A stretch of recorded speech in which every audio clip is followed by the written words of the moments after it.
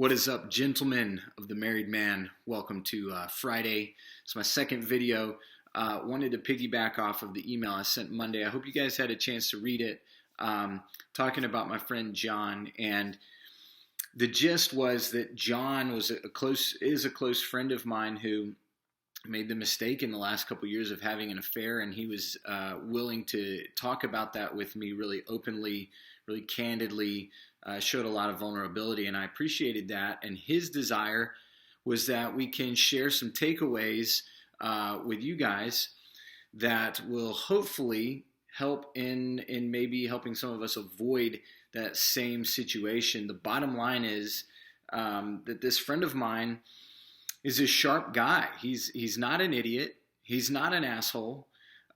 He's not some kind of scummy guy. He's this really fantastic person who I've known for a long time and really, really look up to, really admire. So how does somebody like that end up making that mistake where now I believe that he and his wife are going to work through this, but there was definitely a period of time where he felt certain that I've lost my family. Basically, this whole thing I've built up, he's got a couple kids. I've lost that. The kids are aware of what happens, and he has to live with knowing that they know about that mistake. And I think that he can, in talking to them over the years, probably use that and turn it into a victory where he's able to teach them something, teach them about love and teach them about faithfulness and the power and importance of marriage. But I know for me, that would be a major pain point, is not only did I make this mistake, but now I'm basically looking at my kids and I know that they know. And so how does someone who's in that position, who is a leader, the guy has built multiple businesses, right? This is a sharp, intelligent guy. He's been married for over a decade. And their marriage was not a sham. It was not falling apart, right? I asked him, well, leading up to it, were things really bad or rocky? And he said, no, they weren't really. He said, in fact, my wife probably would have told you we have a great marriage. And so how does somebody in that position end up doing that and doing something that not only hurts his wife and hurts his family, but obviously in very serious ways harms himself?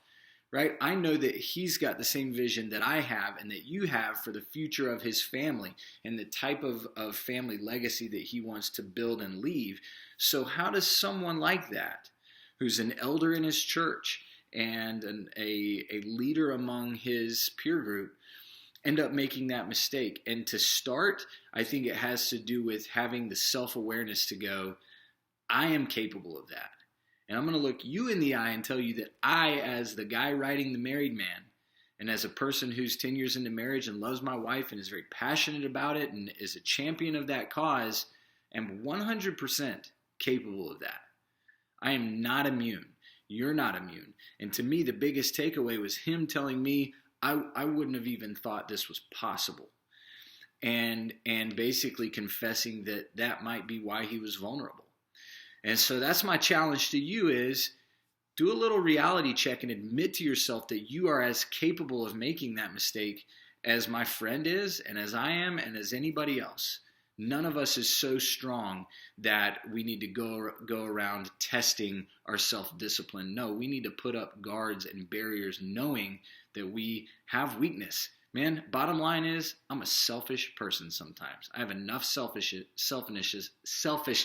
in me to do that. So that's my challenge to you, is just take a second, find that self-awareness, acknowledge your own humanity, and let that be a tool and a weapon that guards you against these things that could throw you off course when you're moving towards the goal of building this family legacy. Have a great weekend. I'll see you next week.